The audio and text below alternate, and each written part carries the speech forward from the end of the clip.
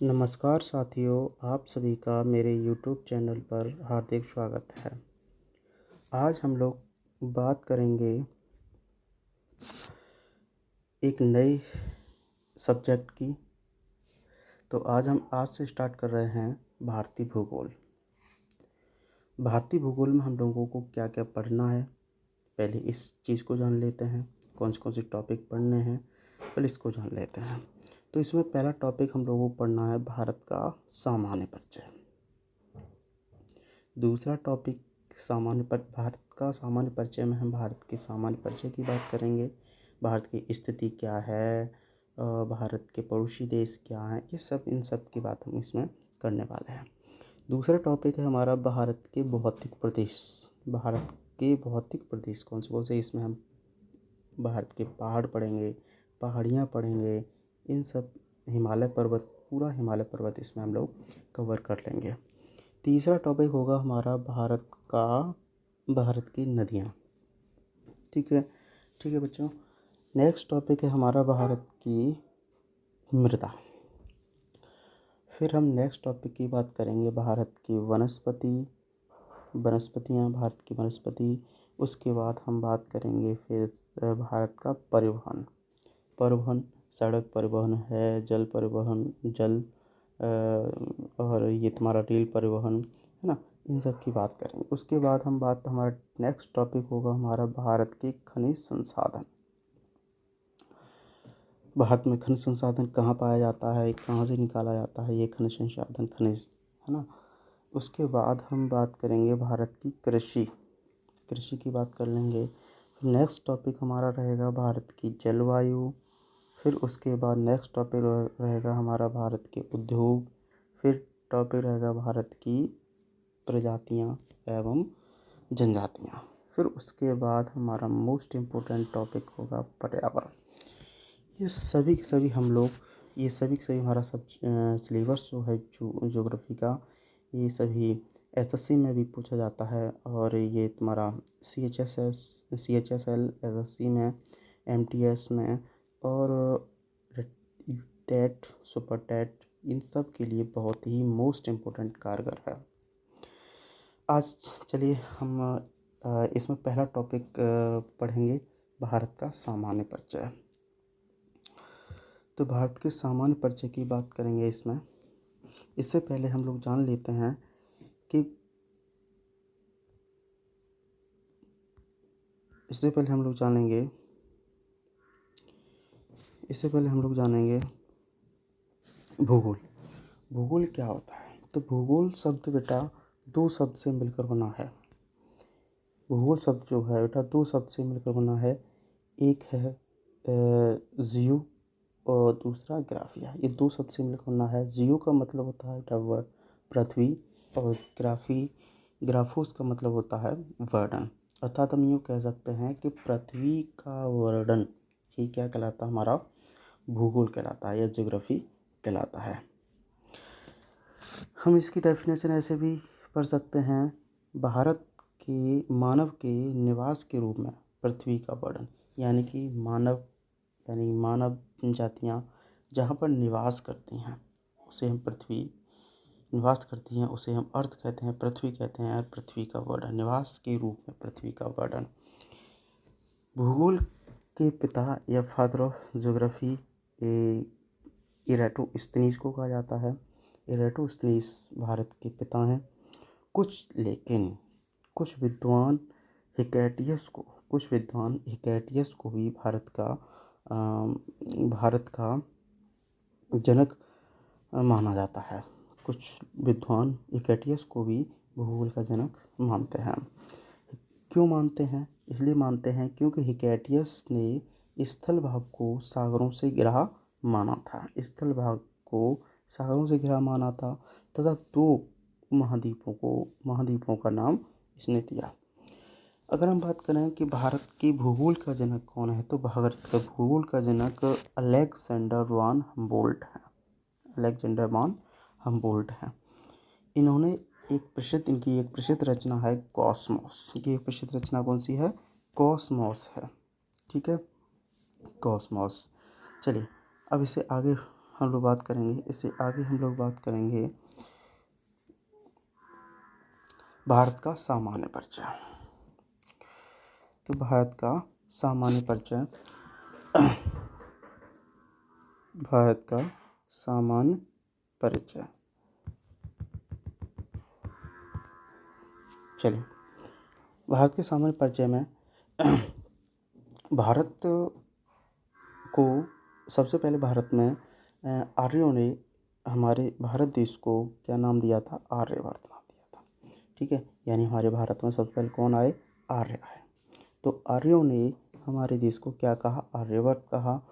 तथा आधुनिक ईरान के लोग जो थे उन्होंने हमारे भारत को हिंदुस्तान नाम दिया, हिंदुस्तान नाम दिया। ठीक है, पर्शिया के लोग थे ये, तो उन्होंने हमारे भारत को क्या नाम दिया? हिंदुस्तान नाम दिया। तो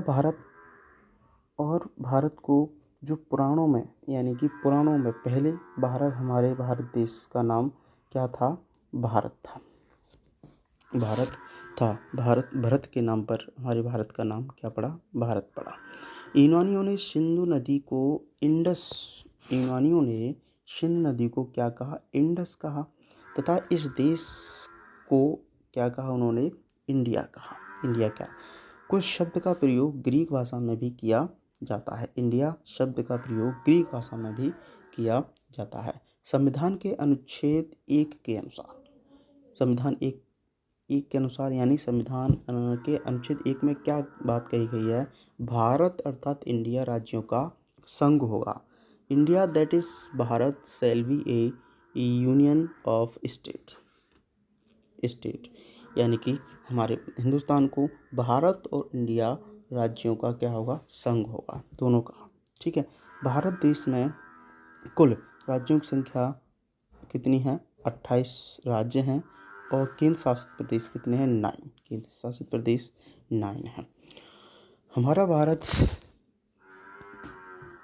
उत्तर पूर्वी गोलार्ध में स्थित है। कहाँ पर स्थित है?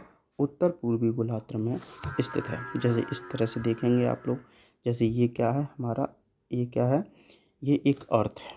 ठीक है, तो अर्थ है, तो इसमें बीच में जो लाइन जा रही है, ये जो बीच में लाइन जा रही है, इसको बोलते हैं विषुवत रेखा या भूमध्य रेखा।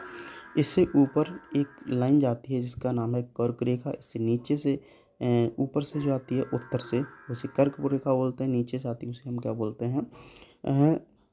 मकर रेखा बोलते हैं। तो हमारे भारत का जो अक्षांशीय विस्तार है वो कितना है? अक्षांशीय विस्तार जो है वो है 8 डिग्री 4 नॉर्थ से 37 डिग्री 6 नॉर्थ, यानी कि 8 डिग्री 4 मिनट नॉर्थ से 37 डिग्री 6 मिनट नॉर्थ। ये क्या है? हमारे भारत का अक्षांशीय विस्तार है। अगर हम देशांतरी विस्तार की बात करेंगे तो 68 डिग्री 7 मिनट ईस्ट से 97 डिग्री 25 मिनट ईस्ट। ये हमारे भारत का क्या है? देशांतरीय विस्तार है। ठीक है, अब आगे इससे आगे बात करते हैं। जैसे हमारे भारत की स्थिति जैसे देखेंगे, जैसे ये मैंने क्या बताया अब कि आपको विषुवत रेखा बताया, इससे ऊपर कर्क रेखा। तो हमारे भारत की स्थिति उत्तर पूर्वी गोलार्ध, उत्तर पूर्वी किसमें है? उत्तर पूर्वी गोलार्ध में। कर्क रेखा हमारे भारत के बीचों बीच से होकर गुजरती है। ठीक है, इंडिया जैसे मैंने अभी आपको बताया, तो इस तरह से हम क्यों कह सकते हैं कि हमारे भारत का जो अक्षांशीय विस्तार 8 डिग्री 4 मिनट से 37 डिग्री 6 मिनट नॉर्थ और देशांतरी विस्तार 68 डिग्री 7 मिनट ईस्ट से 97 डिग्री 25 मिनट ईस्ट। ठीक है, अगर हम अपने भारत देश की क्षेत्रफल की बात करेंगे तो क्षेत्रफल है 32,87,263। ये क्या है? इसका क्षेत्रफल है। क्या है? क्षेत्रफल है। विश्व के कुल क्षेत्रफल का 2.4% हमारे भारत का हिस्सा है। विश्व के कुल क्षेत्रफल का 2.43% हमारे भारत का हिस्सा। क्षेत्रफल की दृष्टि से हम बात करेंगे तो भारत का 7वां स्थान क्षेत्रफल की दृष्टि से हमारे भारत का स्थान कौन सा है? 7वां है। पहला स्थान किसका आता है? रूस का, दूसरा कनाडा, तीसरा चीन, यूएसए, ब्राज़ील, ऑस्ट्रेलिया, उसके बाद हमारे भारत का नाम आता है। जनसंख्या की दृष्टि से हम बात करेंगे, भारत का जनसंख्या की दृष्टि से बात करेंगे तो की दृष्टि से भारत का कौन सा स्थान है? दूसरा स्थान है। पहला किसका है? चीन है। लेकिन अब हमारा भारत कैसा हो गया है? पहले नंबर पर हो गया है। ठीक है, जनसंख्या की दृष्टि से हम पहले नंबर पर हो गए हैं।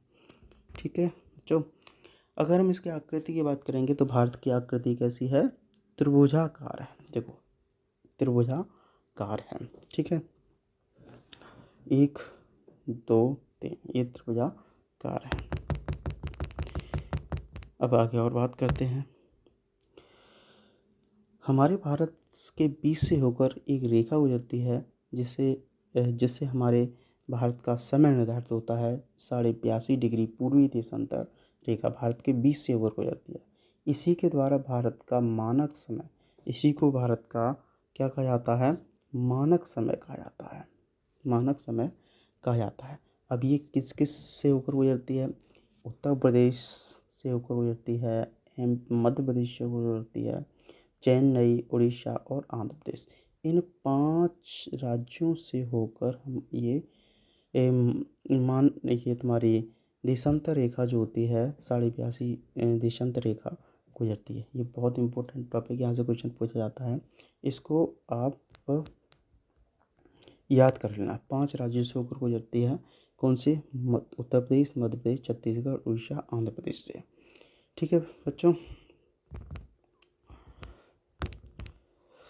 आगे बात करते हैं। भारत का समय ग्रीनविच समय से या लंदन से 5.5 घंटे क्या है? आगे है। अगर हम भारत के पूर्व से पश्चिम की लंबाई की बात करते हैं, पूर्व से पश्चिम यानी कि ये वाली लंबाई की बात करते हैं, तो कितनी है? 2933 किलोमीटर है। 2933 किलोमीटर, यहाँ से यहाँ तक भारत की लंबाई कितनी है? 2933 किलोमीटर। और हम उत्तर से दक्षिण की बात करते हैं तो उत्तर से दक्षिण की 3214 किलोमीटर इसकी क्या है? लंबाई है। ये तो चौड़ाई हो गई और ये क्या हो गई? लंबाई हो गई। तो 3214 किलोमीटर है। ठीक है प्यारे बच्चों, समझ में आया यहाँ तक? आगे हम बात करते हैं हमारे भारत की स्थलीय सीमा की लंबाई। और स्थलीय सीमा की लंबाई की बात करें तो यहाँ से और यहाँ तक ये स्थल सीमा है। स्थलीय सीमा है यानी कि टोटली स्थलीय सीमा, ये स्थलीय सीमा की बात करें तो 15,200 किलोमीटर। अगर मुख्य भूमि की तटीय सीमा की बात करेंगे तो 6100 किलोमीटर मुख्य भूमि की। ठीक है, अगर द्वीपों सहित देश की कुल तटीय सीमा की बात करें तो 7,516 किलोमीटर, 7,516 किलोमीटर है। इस तरह से हम कह सकते हैं कि भारत की कुल सीमा 15,200 प्लस 7,716 बराबर 22,716 भारत की कुल सीमा है। भारत की कुल सीमा 22,716। ठीक है, ये स्थलीय सीमा और ये तुम्हारा ये स्थलीय सीमा, ये ऊपर वाली स्थलीय सीमा जो पड़ोसी देशों से कहीं ना कहीं टच हो रही है, और ये जलीय सीमा। ठीक है, आगे बात करते हैं हम भारत का सबसे उत्तरी बिंदु। अगर हम इसकी बात करेंगे, भारत के सबसे उत्तरी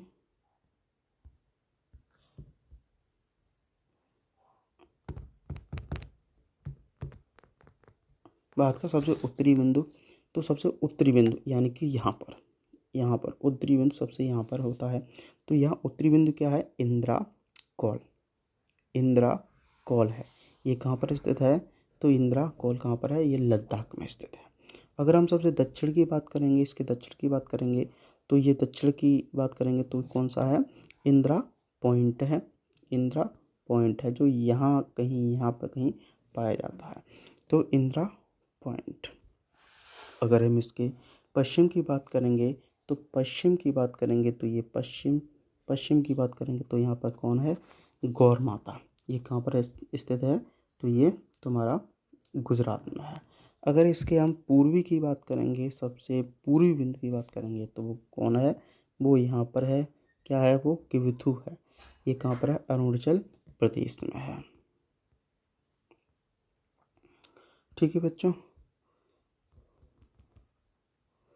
अब आगे बात करते हैं। भारत का सबसे दक्षिणी बिंदु क्या है, इंदिरा पॉइंट हमने बताया आपको। ये कहाँ पर है, ग्रेट निकोबार में। पहले ये इसका अक्षांश 21 उस पर है, स्थित है, किस अक्षांश पर स्थित है, तो 6 डिग्री 45 मिनट उत्तरी अक्षांश पर ये स्थित है, इंदिरा पॉइंट। सबसे पहले इसका नाम क्या था, पहले इसका नाम पिग्मेलियन था। ये जो इंदिरा पॉइंट है, ये भूमध्य रेखा या विषुवत रेखा से 776 किलोमीटर दूर है। कितना, 776। ये बात आप लोग याद रखना, ये क्वेश्चन पूछा जाता है कि हमारे भारत का सबसे दक्षिणी बिंदु जो इंदिरा पॉइंट है वो विषुवत रेखा से कितनी दूरी पर है, तो 876 किलोमीटर। ठीक है, 876 किलोमीटर है। आगे बात करते हैं हम लोग।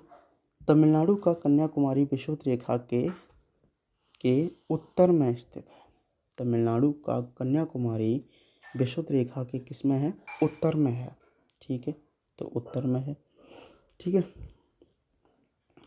भारत उत्तर पूर्वी गोलार्ध में स्थित है, ये तो मैंने पहले ही बताया आपको, उत्तर पूर्वी गोलार्ध में स्थित है। देशांतर रेखा के, और हम बात करें तो देशांतर रेखा के, तो देशांतर रेखा के पूर्व में स्थित है। देशांतर रेखा के कहाँ पर है, पूर्व में स्थित है। अक्षांश रेखा के उत्तर में स्थित है, अक्षांश रेखा के उत्तर में है। ठीक है, यानी नॉर्थ में इंदिरा पॉइंट लद्दाख में, और साउथ में कन्याकुमारी तमिलनाडु मुख्य भूमि। अगर हम वैसे बात करेंगे, भारत का सबसे दक्षिण बिंदु की बात करेंगे तो इंदिरा पॉइंट है। ठीक है, भारत का सबसे पश्चिम यानी वेस्ट वाला बिंदु कौन सा है, पॉइंट कौन सा है,